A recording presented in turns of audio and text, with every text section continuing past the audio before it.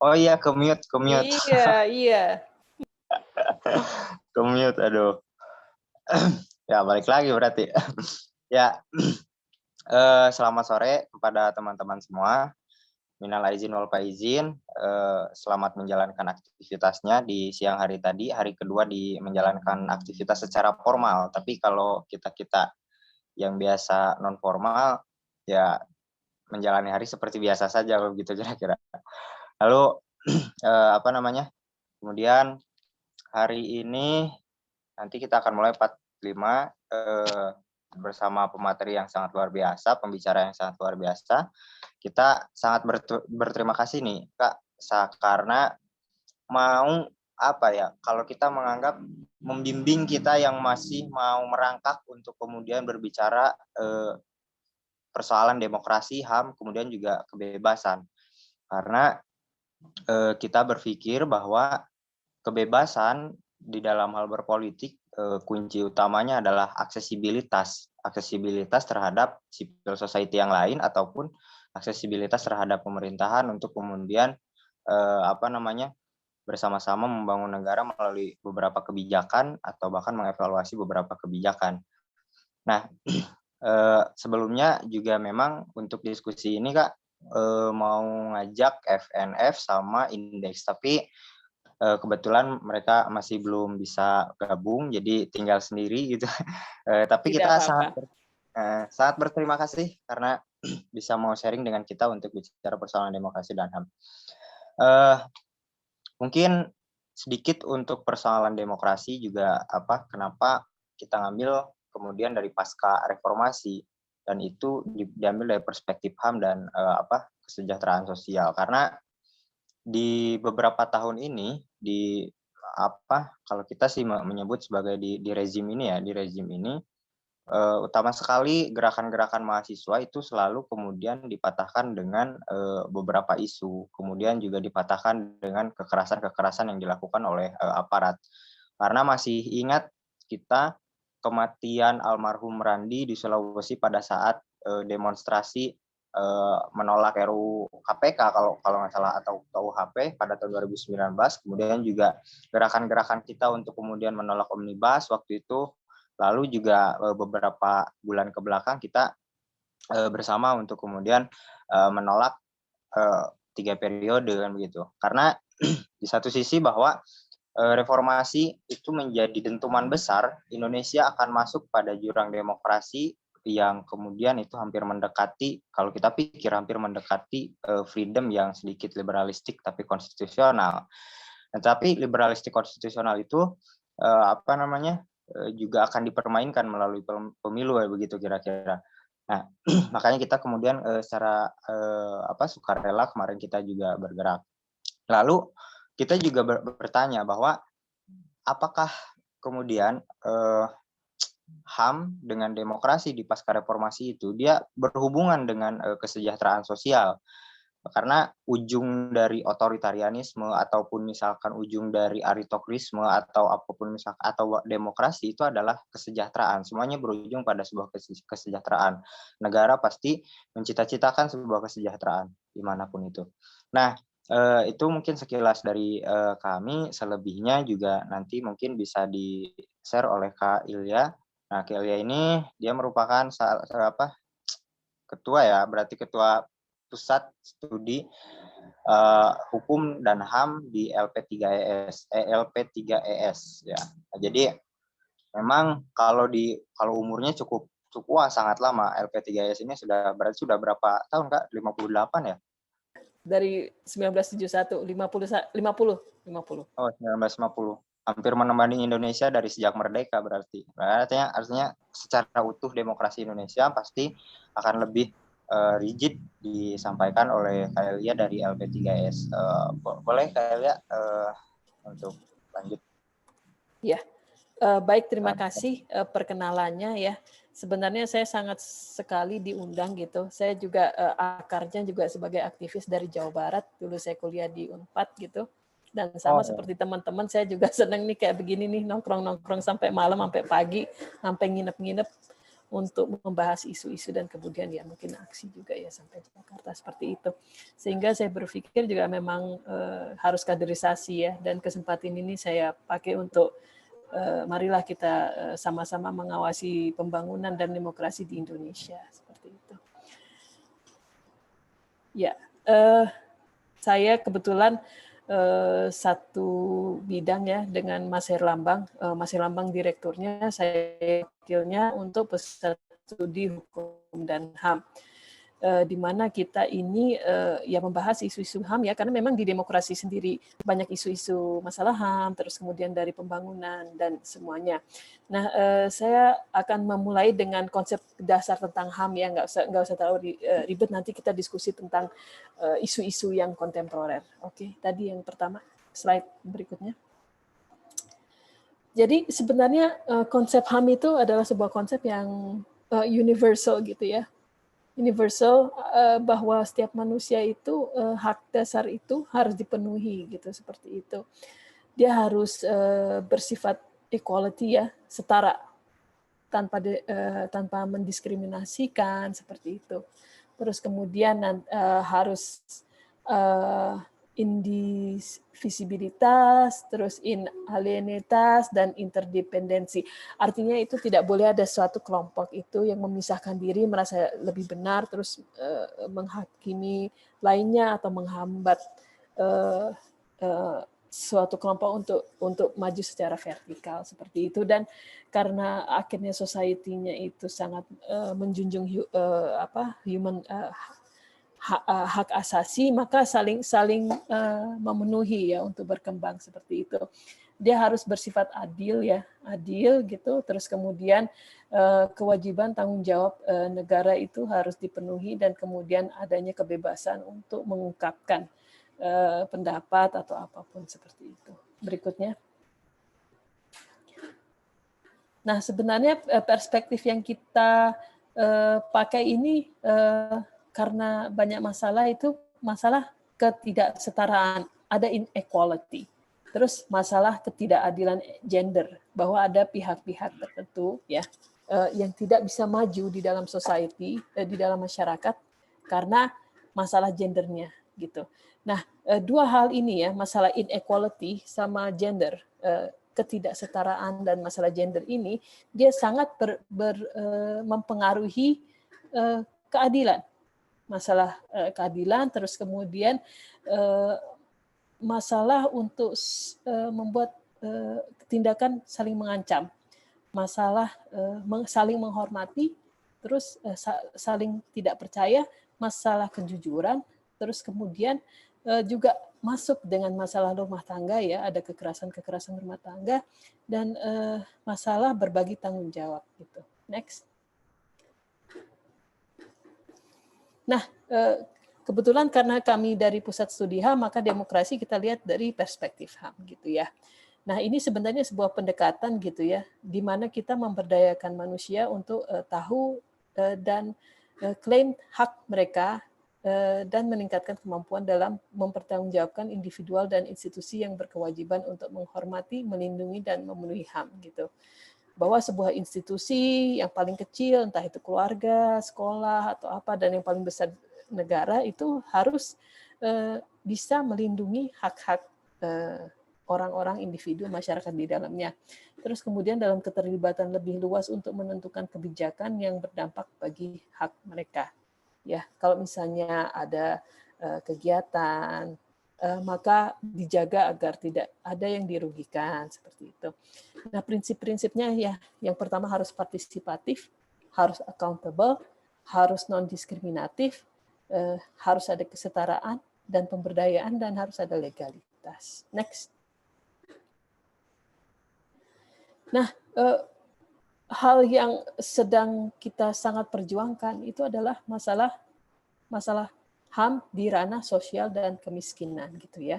Di sini bahwa kemiskinan itu sebenarnya bukan sesuatu yang diberikan seperti itu ya. Itu memang sebuah konsep ya, seperti perbudakan dan seperti juga apartheid gitu.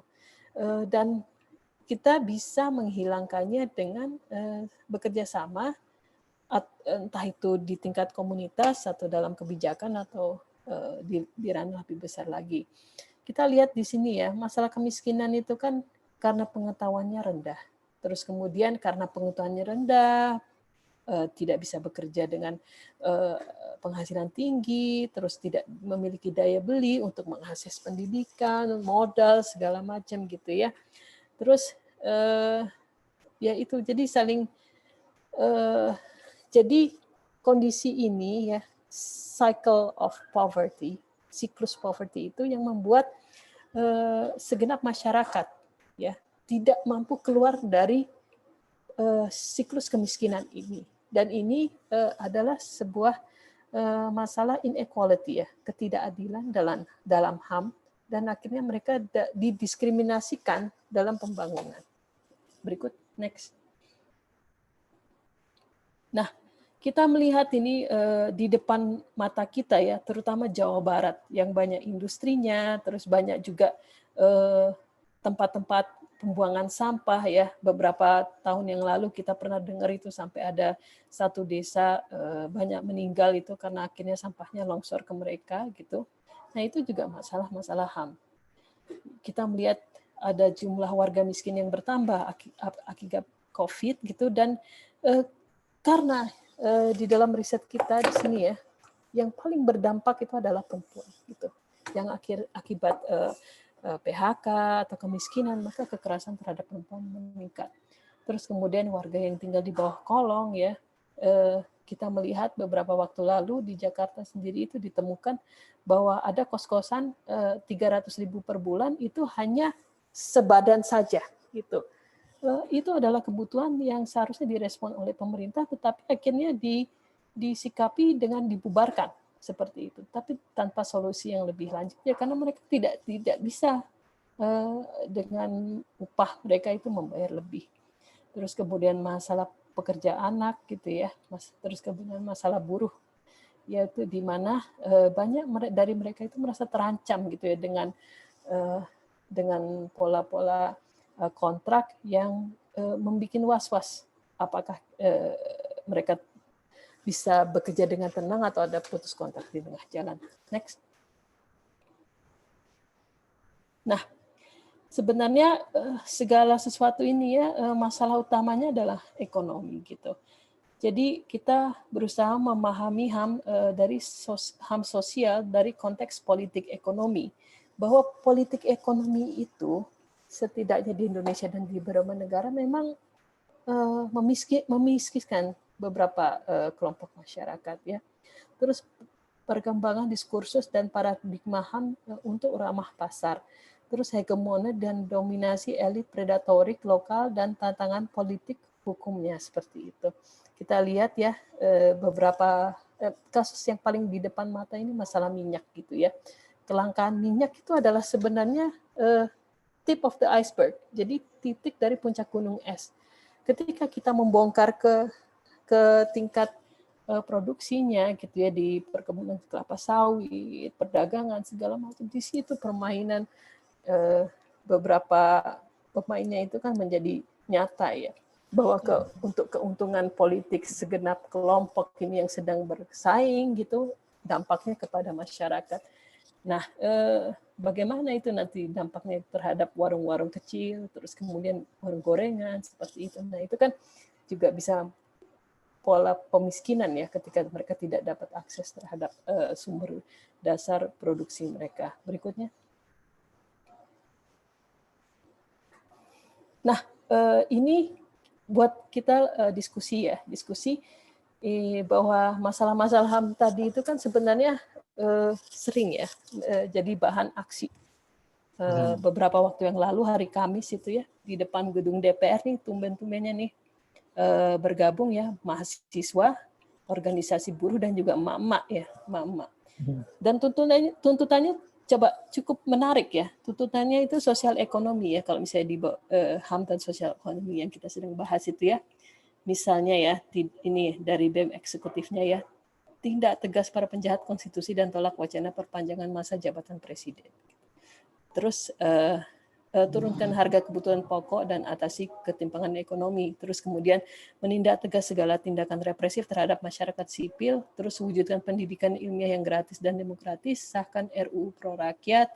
Terus kemudian wujudkan reforma agraria dan tuntaskan seluruh pelanggaran HAM gitu ya. Terus kita lihat di sini dari buruhnya sendiri itu pokoknya mereka fokus ke masalah Undang-Undang Cipta Kerja, terus kriminalisasi terhadap pelanggaran HAM, terus masalah BBM, tangkap adili, redistribusi kekayaan nasional, sahkan UU PRT, di mana intinya apapun itu kan muaranya cuma satu, bahwa sistem yang sangat kapitalistik ini itu membuat para Leviathan itu adalah raksasa ya dalam bahasa itu semakin kuat, semakin gede dan semakin menindas rakyat gitu ya. Dimana kemiskinan itu memang diciptakan oleh sebuah sistem sehingga memang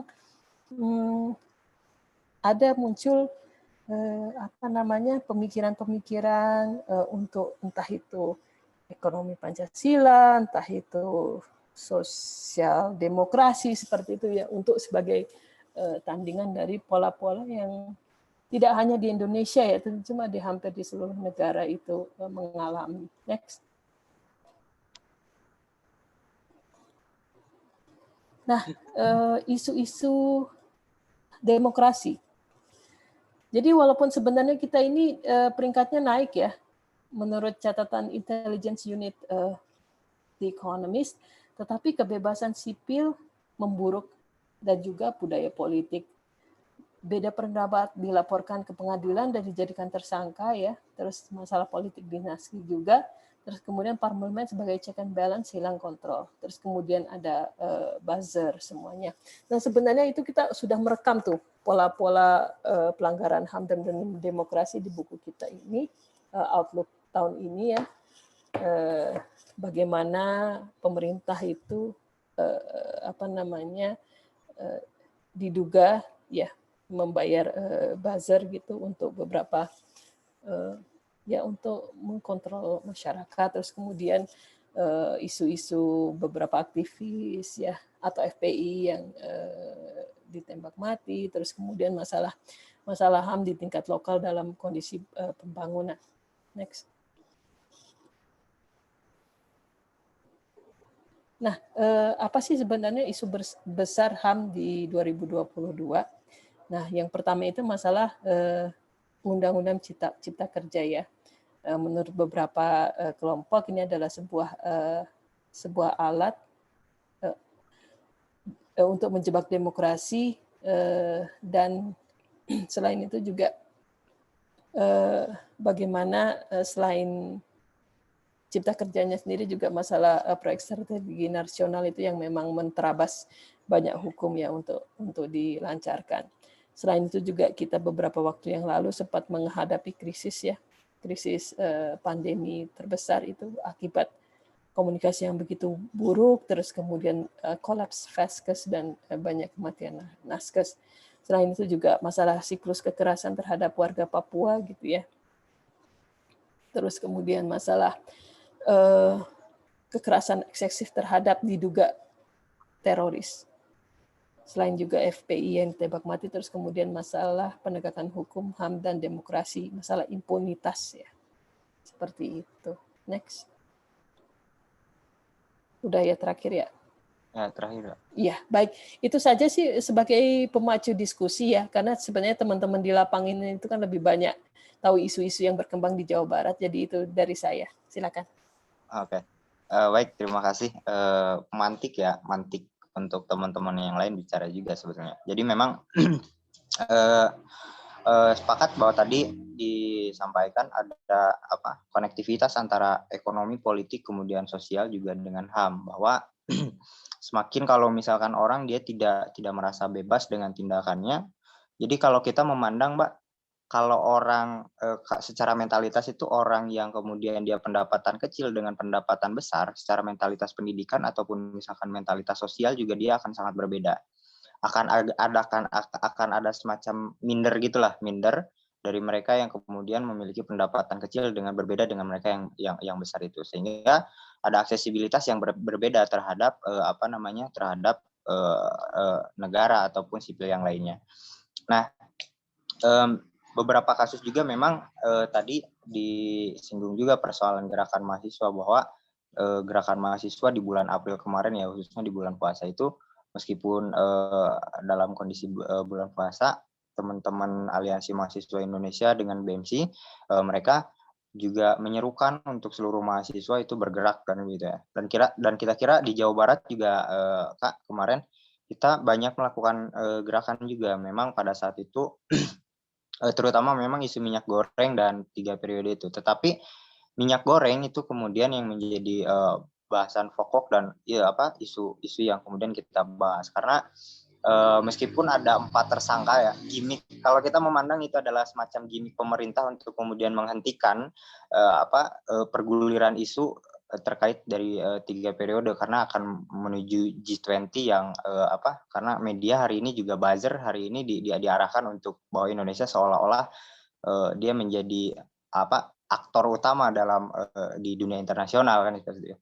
Tapi lepas daripada itu, bahwa 4 tersangka yang kemarin ditangkap itu juga mesti kita kawal dalam persoalan penegakan hukum ke depannya, karena terkait dengan HAM ini juga nanti pasti bakal berbicara tadi secara prinsipil soal penegakan hukum juga.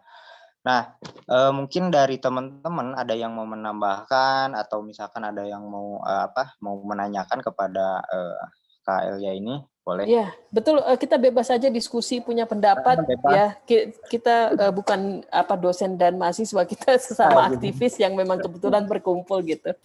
Silakan.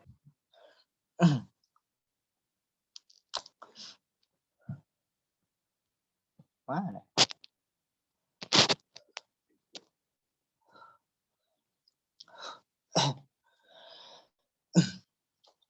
Dari ini Komaruci, barangkali Komaruci.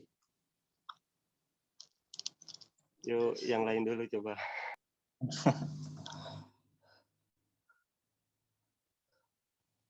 Ya, tapi sih ini ya, kalau bicara juga soal HAM, soal FPI, itu juga nggak tahu tuh itu kemungkinan kedepannya seperti apa, apakah memang dapat diselesaikan atau memang hanya gimmick lagi-lagi memang selalu soal gimmick ini pemerintah, kalau kita memandang seperti itu sih Kak. Jadi gimmick pemerintah itu jadi kalau waktu itu 10 April kita turun di setiap daerah, mungkin di Jogja, juga kemudian di Jawa Barat, Aliansi Mahasiswa Jawa Barat menggugat, kemudian juga di Makassar, lalu di tempat-tempat daerah yang lainnya. Gimmick yang dilakukan pemerintah itu adalah H-1 dia baru mengeluarkan statement. Itu pun bukan statement yang kemudian kita harapkan, karena statement yang kita harapkan adalah ya salah satunya melalui kepres dan atau keputusan daripada tanggal-tanggal. Meskipun ya hari ini beberapa hari ke belakang sudah muncul pamflet-pamflet ya selebaran bahwa pemilu itu akan dilaksanakan pada pendaftaran pada bulan Juli ataupun Agustus. Jadi sebenarnya bagus juga sih setelah si demo 10 April itu kan akhirnya pemerintah juga bahwa tidak ada penundaan ya, tetap on time gitu, dimulai di pas hari Valentine, seingat saya itu 14 Februari gitu ya. Jadi itu sebenarnya cukup efektif ya, aksi-aksi dari masyarakat, tetapi ya memang tidak bisa satu golongan ya, itu harus memang pendapat dari banyak elemen pemerintah gitu. Nah, terus ya bagus juga sih, emang teman-teman harus sering diskusi ya, karena setiap daerah itu kan punya isu-isu pokok yang berbeda-beda gitu. Dan ya memang harus dekat dengan selain juga aktivis juga mungkin lembaga-lembaga yang melakukan advokasi hukum gitu ya, sehingga ketika memang ada permasalahan hukum atau apa juga bisa berkonsultasi mereka dengan mereka gitu.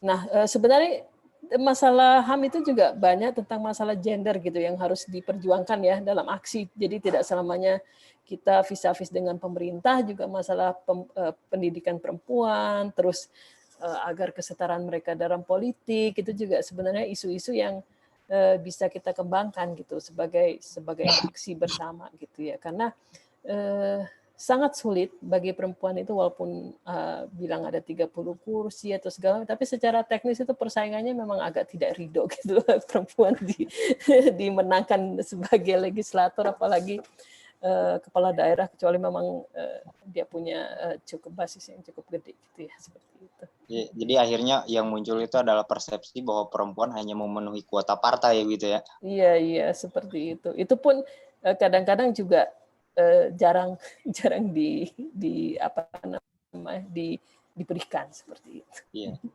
Ya, ada Kayak ketidakridoan tadi ya. Iya. Kayak gitu sih. Ya, karena juga pasca TPKS ya. Pasca TPKS disahkan kemarin juga kita bahas tuh bahwa kira-kira nih kalau misalkan TPKS itu ke depan hari ini dia sudah disahkan, apakah kemudian ke depan itu akan menjadi benar-benar menjadi payung hukum. Lagi-lagi memang persoalannya adalah tergantung bagaimana kemudian kita itu mensosialisasikan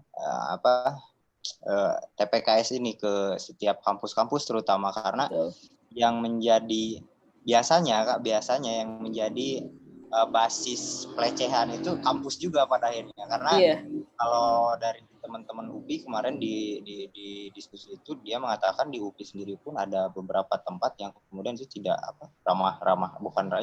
tidak mudah untuk terjadi hal-hal yang tak diinginkan ya. Jadi memang itu mesti diinginkan juga. Tapi memang juga di satu sisi bahwa dengan adanya TPKS ini harusnya menjadi kekuatan hukum bahwa ketika ada pelecehan seksual atau apapun itu yang sifatnya merugikan perempuan dan membuat perempuan tidak aman, itu kemudian mesti dibawa ke ranah hukum kan itu ya, karena sudah ada payung hukum yang jelas. Iya betul, memang harus disupport ya ketika itu ngegolinya udah susahnya setengah mati gitu ya, nunggu ketua DPR RI-nya perempuan baru akhirnya bisa gol, dan sebenarnya itu juga ya alhamdulillah sih ya sudah menjera beberapa kasus-kasus ya yang merugikan perempuan seperti itu. Jadi memang ya tinggal dikawal aja sih dan diturunkan bagaimana. Sebenarnya juga teman-teman juga kalau sekarang perkembangannya juga kita banyak melakukan aktivisme ya, penyadaran HAM segala macam kan melalui media-media sosial media, pakai hashtag gitu, seperti itu. Jadi mungkin teman-teman di sini juga mau share atau diskusi tentang itu. Boleh teman-teman sok yang lain yang ada mengungkapkan kebebalan terhadap ketidakbebasan boleh. Iya. Jadi di pusat studi HAM itu juga kita juga sekarang tidak hanya di Indonesia loh ya, di Asia terus kemudian di Eropa juga kita sedang menyoroti bahwa pers itu sudah tidak bebas lagi ya, sedikit-dikit entah itu melanggar undang-undang seperti ITE ya, atau juga mengalami kekerasan ketika melakukan liputan gitu seperti itu, dan ya selain juga ke arah pembunuhan seperti itu. Jadi soal UU ITE ini juga, ini pandangan kakak soal UU ITE, dia mengancam HAM atau? Ya memang di pusat studi itu melihat itu memang banyak yang sangat merugikan seperti itu. Mengancam. Udah banyak kasus-kasus yang ditangani akibat memakai pasal UU ITE. Baik itu aktivis, baik itu pers, akademisi juga gitu seperti itu. Jadi banyak sih topik-topik yang tentang itu. Dan di kita juga melakukan advokasi hukum terhadap teman-teman ya yang mengalami hal ini. Ya dikit-dikit laporin. Padahal meskipun kadang kita juga bingung tuh dibingungkan dengan, karena dalam sebuah civil society juga pada akhirnya orang bebas untuk melaporkan kita, ya kan gitu kak. Orang betul. Bebas untuk melaporkan kita juga memiliki apa namanya, mungkin memiliki kebebasan juga untuk dituntut untuk menjawab dan seterusnya, hingga akhirnya seolah-olah memang yang muncul itu adalah demokrasi dengan HAM dan lain sebagainya, akhirnya akan memunculkan konflik kan gitu ya. Betul, Jadi betul. seolah bahwa akan memunculkan konflik. Tapi apakah memang iya gitu loh? Maksudnya kalau misalkan demokrasi itu tercapai atau kemudian juga kesadaran masyarakat, terutama Indonesia yang pluralistik ini juga berbeda-beda, dan boleh jadi memang bakal saling menuntut kan begitu. Itu secara perspektif HAM ataupun secara perspektif demokrasi, ini menurut kakak nih, dia dikatakan tercapai atau tidak, atau memang arti bahwa konflik itu adalah sebuah ketercapaian demokrasi dengan HAM itu, apakah seperti itu atau gimana gitu mungkin? Ya, jadi pada dasarnya ini kalau misalnya dilihat dari Orde Baru sampai era reformasi, ini kan naik turun gitu seperti itu. Ketika dulu pas zamannya Orde Baru gitu ya, demokrasi tapi terpimpin gitu kan. Kelihatannya tenang-tenang saja, tetapi kalau misalnya orang dari kelompok tertentu atau memakai atribut tertentu itu nggak dilarang, langsung dihanguskan, terus tiba-tiba mereka juga sampai menghilang. Nah, setidaknya di era reformasi kan itu semenjak Habibie sih ya, kebebasan untuk pers segala macam, yang namanya di awal kan namanya juga orang sedang belajar berdemokrasi kan selalu ada euforia segala macam. Tetapi itu sangat penting untuk dijaga gitu, karena ketika mau sebelum COVID lah ya, beberapa periode tersebut itu udah mulai tidak demokratis lagi gitu ya, perbedaan sedikit, ada represi, demo sedikit, pakai kekerasan sampai ada menelan korban, maka memang harus diingatkan kembali karena sejarah Indonesia itu kan lebih lama polanya itu dengan kekerasan seperti itu. Kita di daerah ya yang di ujung gitu ya, entah itu Papua, Kalimantan, Riau, segala macam itu masih sangat syarat. Ya nggak usah jauh-jauh deh, misalnya di daerah pinggir-pinggir industri segala macam itu kekerasan masih sangat tinggi, sehingga demokrasi itu mungkin di kota-kota besar itu masih sudah bisa terimplementasi ya, ketika kita bebas berorasi segala macam, ya orang kalau bagus diterima, kalau enggak juga persnya juga. Misalnya Tempo itu kan membongkar kasus itu, sampai detik ini belum ada pengalaman di Bredel ya, tetapi itu kan harus dijaga bersama-sama, karena memang pada satu saat tertentu itu bisa jadi kalau misalnya sekelas Tempo, Gatra atau media lainnya yang terlalu keras kayak begitu di Bredel, berarti kan ada yang tidak senang dan menggunakan powernya untuk menghentikan ini ya, gitu seperti itu. Jadi memang dalam demokrasi itu kan check and balance gitu ya. Kita menghormati, tidak diskriminatif, tidak menghukum, menghilangkan atau melakukan kekerasan yang berujung HAM terhadap kelompok tertentu yang tidak menurut general society tidak sama seperti itu. Oke, siapa? Ini ada yang nanya tadi katanya. Siapa? Silakan. Komaruki. Mangga, on cam aja, Komaruki, bebaskan dirimu untuk berbicara. Ya, baik, izin bertanya. Tadi kan terkait pelanggaran HAM ya, seperti yang kita ketahui banyak di Indonesia. Misalnya tadi saya ambil contoh itu Papua ya. Soalnya ini masalah Papua ini kan memang tidak terlepas daripada pelanggaran HAM gitu. Jadi beberapa waktu yang lalu ya, saya pernah mendengar berita bahwasanya Australia ya melaporkan Indonesia terkait masalah pelanggaran HAM yang ada di Papua gitu, dengan mengirimkan ribuan militernya ke Papua. Itu kan merupakan kata mereka ya, itu merupakan pelanggaran HAM terhadap masyarakat Papua. Kan pada dasarnya di kenyataannya di Indonesia itu militer Indonesia atau TNI itu untuk menumpas para penjahatnya gitu. Akan tetapi media-media luar itu menganggap bahwa Indonesia itu telah melakukan pelanggaran HAM. Terus saya ambil contoh kemarin terkait masalah kasus 16 Laskar FPI ya, yang memang ini sangat prihatin sekali karena walaupun ini organisasinya itu kurang disukai oleh masyarakat atau memang langsung dibubarkan oleh pemerintah itu sendiri, akan tetapi masalah pelanggaran HAM itu kan tidak boleh dilepaskan dengan organisasinya gitu. Ini manusia loh yang 6 orang ini gitu. Akan tetapi itu dibawa-bawa oleh politik gitu, bahwasanya ini orang ini seperti ini, dan polisi bisa sebebas-bebasnya gitu kan untuk melakukan penembakan, dan itu pun kronologinya kan tidak dijelaskan secara bebas seperti apa gitu. Terus terkait masalah pelanggaran HAM, bagaimana sih kayak misalnya kemarin terkait masalah begal yang diiniin kan, yang dibunuh sama ini itu kan sama aja melanggar HAM. Tapi kan dia membela diri, itu bagaimana menurut pandangan Teteh ini kan ini sekali gitu, kristal sekali. Ini bagaimana cara kita itu untuk mempertahankan diri, misalnya itu hal yang paling inilah menurut saya itu.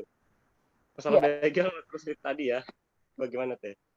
Ya, jadi kalau misalnya masalah Papua itu kan agak lebih kompleks ya. Kompleks artinya di sana itu memang ada memang kelompok-kelompok tertentu yang memang karena di depan mata pengalamannya tidak puas ingin memerdekakan diri, dan di sana itu kan medannya agak susah ya.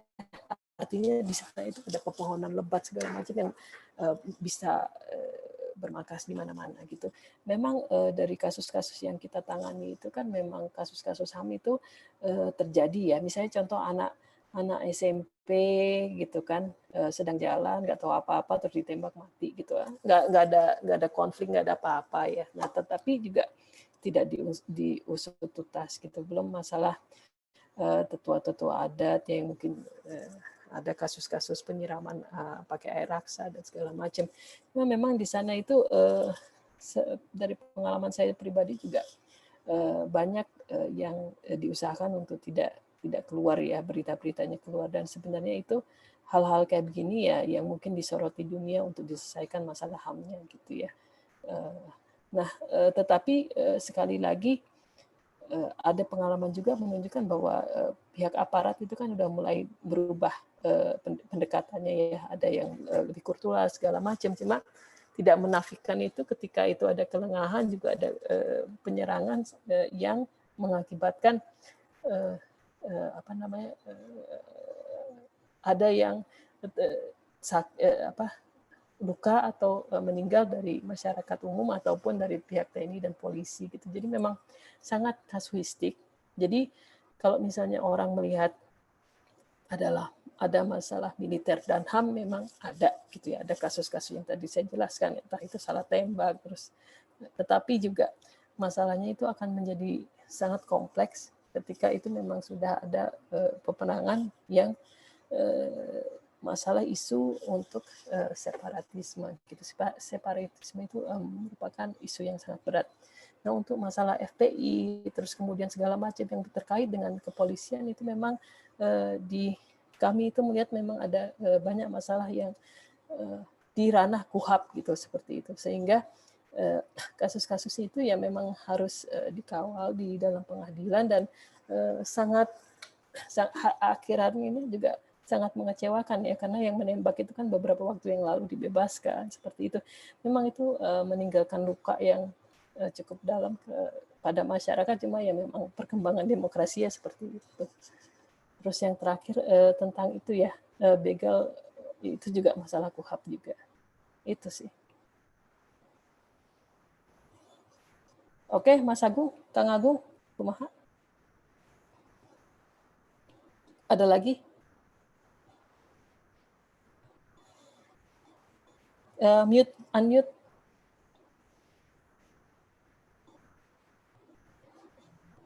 Oke.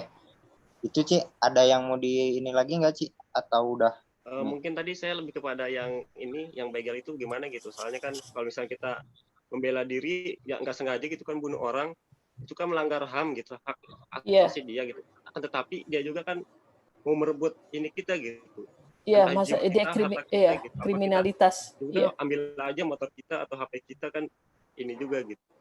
Soalnya sulit juga hukum di Indonesia itu gitu, menangani hal seperti itu seperti apa gitu. Soalnya kemarin juga kalau nggak misalnya ke tingkat nasional kan itu bahkan si pelaku pembunuhan si korban begal itu kan mau ditangkap gitu. Itu mah kan masuk ke nasional aja, ke media nasional, itu kan dibebaskan kembali seperti itu. Iya. Kalau misalnya begalnya udah dilakukan dan ada korban kan berarti memang kasusnya kriminal ya, seperti itu. Tapi kalau misalnya dia baru diduga begal terus dihukum rame-rame, nah itu kayak tadi yang saya bilang kasusnya agak-agak mirip FPI. Ya, ya artinya memang kalau meskipun dalam kondisi tindak kejahatan, kalau yang namanya mengambil nyawa orang dia sudah melanggar HAM ya, karena itu jadi hak dasar orang. mau dia pembunuh atau bahkan bicara soal hukum mati pun itu menjadi masih perdebatan sampai hari ini kan gitu ya. Ya betul, itu makanya itu masuknya ke topik impunitas. Impunitas itu artinya beberapa orang yang memiliki hak untuk melakukan pengambilan nyawa atau apalah atas dasar mengamankan atau segala macam, itu memang menjadi isu-isu dalam HAM itu. Di ini aja bukunya semua kita store untuk kasus-kasus seperti itu di sini. Ya gitu Ci. Jadi selama memang namanya mengambil nyawa ya memang itu dia dikatakan sebagai pelanggaran. Tetapi untuk kasus payung hukum dan lain sebagainya mungkin itu juga mesti perlu dispesifikasi ya kayak kalau iya betul, harus diskusi sama teman-teman hukum sih ya. Itu soal itu nanti maksudnya ke soal hukum.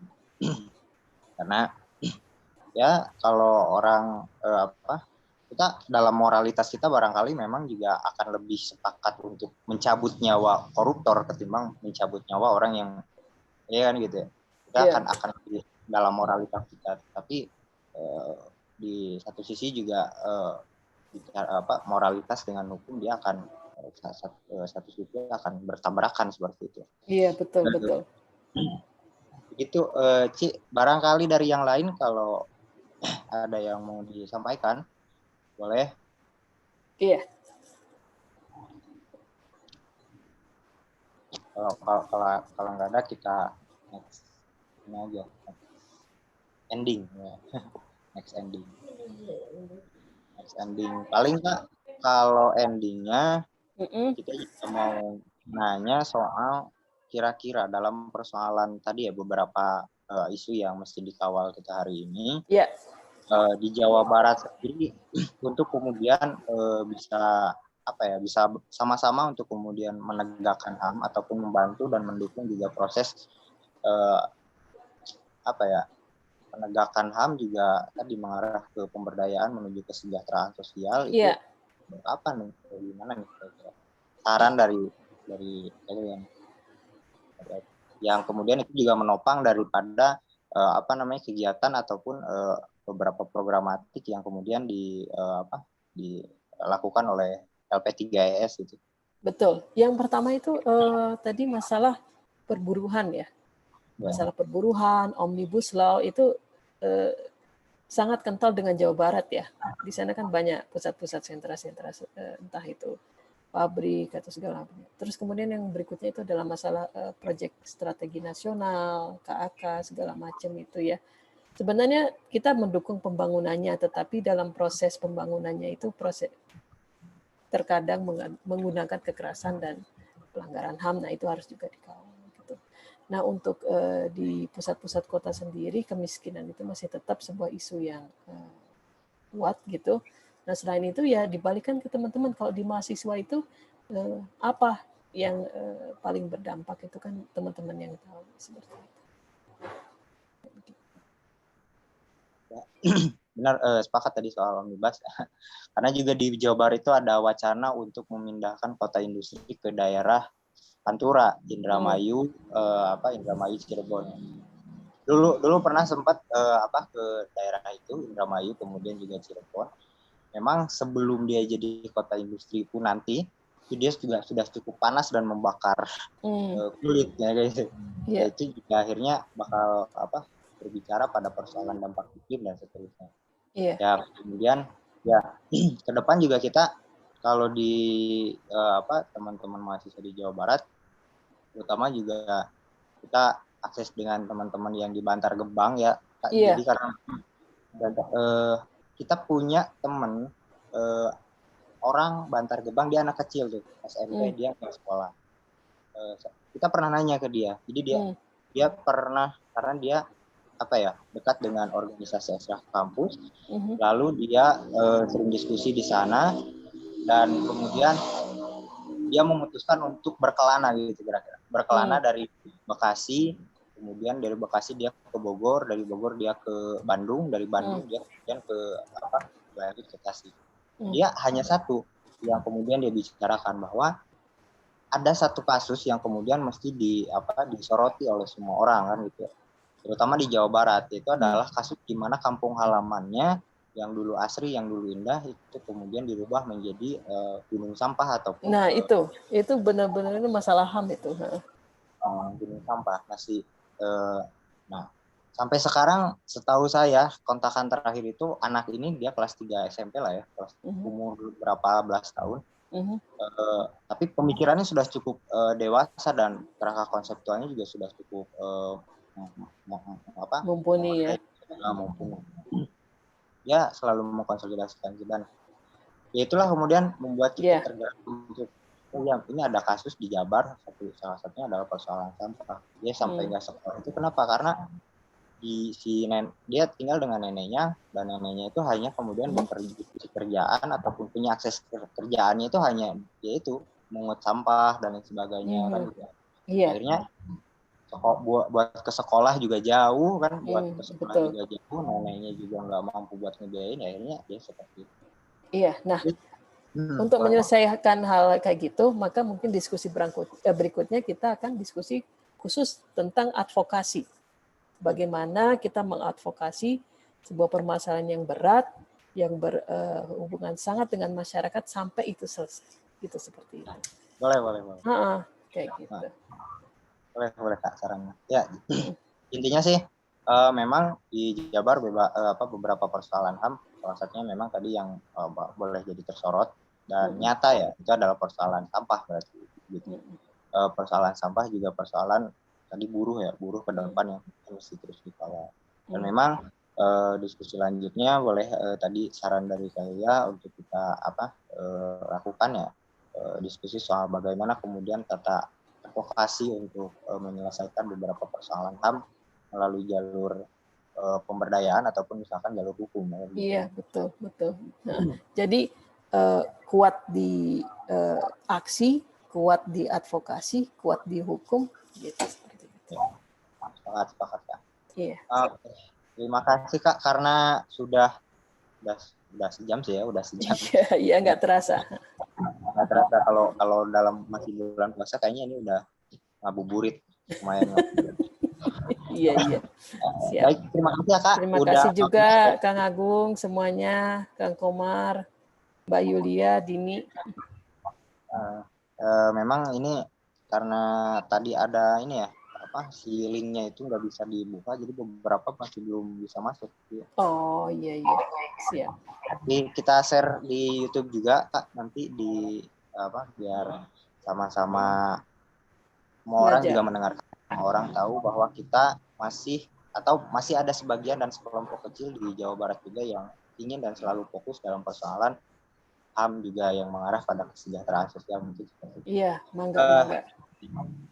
Ada closing statement barangkali dari nasihat buat kita. Ya, pada dasarnya memang kesejahteraan itu tujuan akhir kita gitu ya. Di kondisi yang serba sulit ini memang kita harus saling menopang entah ilmu kita, entah akses kita, segala macam untuk kita keluar dari itu dan ya saling berjejaring untuk saling mendukung menuju tujuan kita, itu saja. Terima kasih sekali lagi Kak, sukses terus, sehat selalu. Terima kasih. Dan tetap mampu dijangkau oleh orang-orang kecil seperti kita. Iya, selalu. Saya itu tidak akan lepas dari akar saya. Ya, sukses ya. Turun. Ya, mangga. Nah, ya sampai ketemu. Waalaikumsalam semuanya warahmatullahi wabarakatuh.